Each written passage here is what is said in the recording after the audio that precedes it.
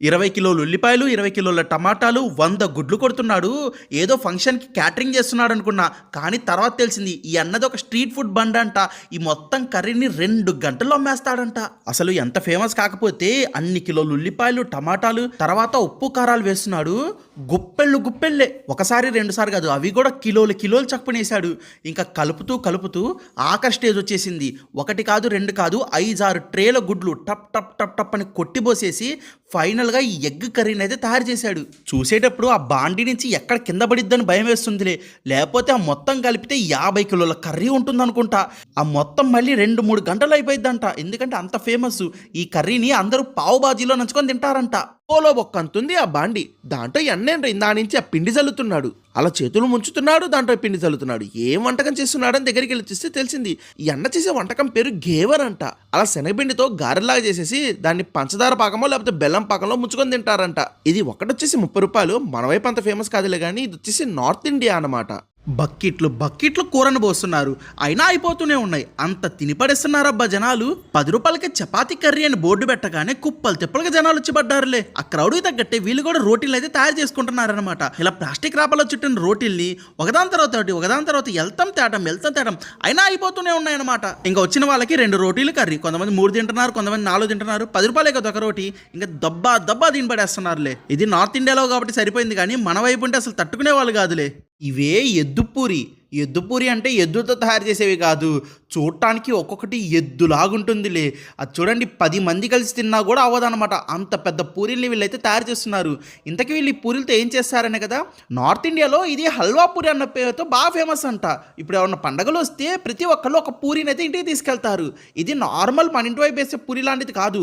చూడటానికి అలానే కనపడిద్ది, కానీ పూరిని ఆయిల్ నుంచి దించిన తర్వాత దాన్ని పంచదార పాకంలో ఫుల్లుగా నింపేసి దానిపైన రకరకాల స్వీట్లు, టూటీ పూరీలు వీటితో నింపి పడేస్తారనమాట. వీటిని కిలోల లెక్క అమ్ముతారు. అరకిలో వచ్చేసి 150 రూపీస్ అంట.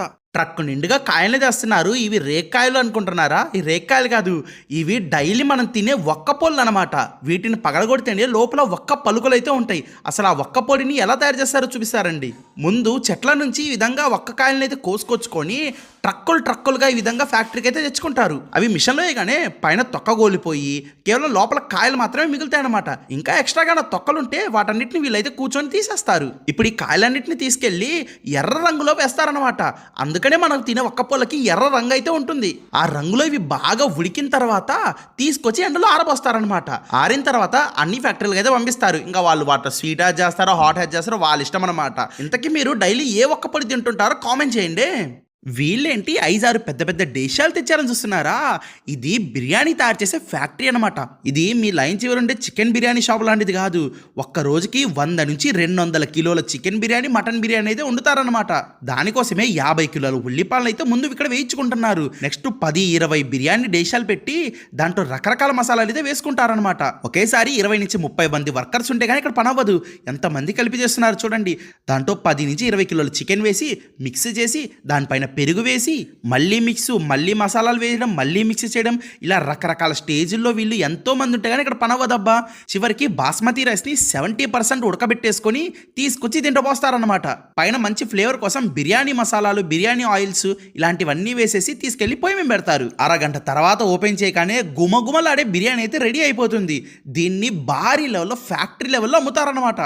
డైలీ వాడే మట్టి గాజుల్ని మట్టితో తయారు చేస్తారనుకున్నారు. ఈరోజు ఫ్యాక్టరీకి వచ్చి అసలు ఈ గాజుల్ని ఎలా తయారు చేస్తారో చూపిస్తారండి. ముందు చెత్తలో పగిలిపోయిన గాజు ముక్కలు, గాజు సీసాలు, గాజు బాటిల్లు వీటన్నిటిని అయితే కలెక్ట్ చేసుకుంటారు. వాటిని కన్వేర్ బెల్ట్ మేము పంపిస్తూ నీట్గా క్లీన్ చేసేసుకొని నీళ్ళతో బాగా కడుగుతారు. ఇప్పుడు ఆ గాజు ముక్కల్ని పొయ్యిలో వేయగానే అది బాగా కరిగిపోతుంది. ఇక్కడ వీళ్ళు ఎంత పెద్ద సాహసం చేస్తున్నారో చూడండి. ఆ కరిగే గాజుని పుల్లలతో ఈ విధంగా బయటికి తీసుకొచ్చుకుంటారు. అంత వేడిలో ఉన్నా కూడా వాటిని గాజులాగా తయారు చేయడం అయితే మొదలు పెడతారనమాట. చూడడానికి తెల్లగా చల్లన్నట్టున్నా కానీ పట్టుకుంటే మనిషి కూడా మాడిపోతారు. 1 గంట పాటు అలా వదిలేస్తే అవి చల్లగైపోతాయి. తర్వాత వాటికి కలర్లు వేస్తారు. తీసుకెళ్లి వాటిని నీట్గా కట్ చేసేసి ఇంకా బండలు మేము పెట్టేసి అమ్మేస్తారనమాట.